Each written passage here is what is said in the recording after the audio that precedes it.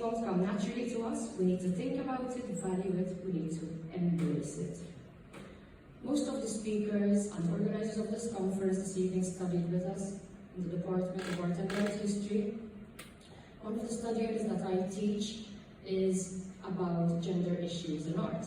And it takes students through the entire history of art, Western art, and it helps them to understand why there aren't as many paintings, sculptures by women in most museums, in major museums and galleries. The study unit is a new form from the one that was taught in my time by Rose Lapira, and we must thank her for her contribution towards the department. This study unit sparked and generated interest in a lot of students in Nadette, in Rachel, I'm sure, and many others here today. And we don't only look at women as artists when we study women in the history of art. We study women as role models, women as patrons, women as art makers, of course, women as models, women as muses. There are so many different roles that a woman can take. What women wore. The talks you'll be listening to today are based on, of course, their original research, of which we are very proud of.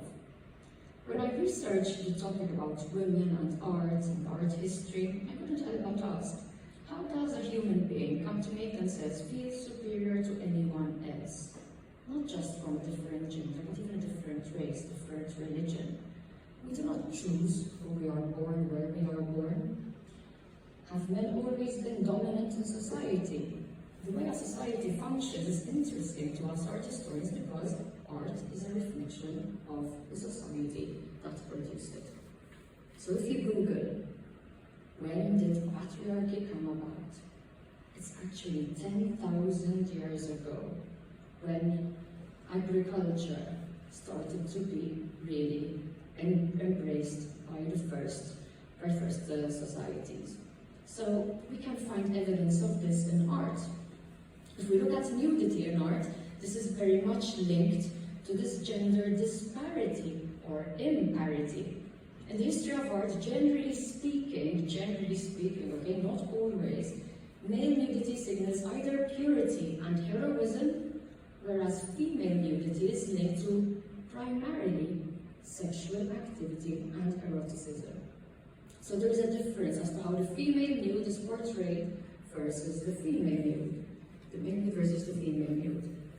Turning our attention to Renaissance art, which is of course one of my specialties. Here we have Titian's Venus of Urbino, that we, of course, art historians, to us it represents an example of female nude, of the Renaissance culture. And the male equivalent of Titian's Venus would be Michelangelo's David.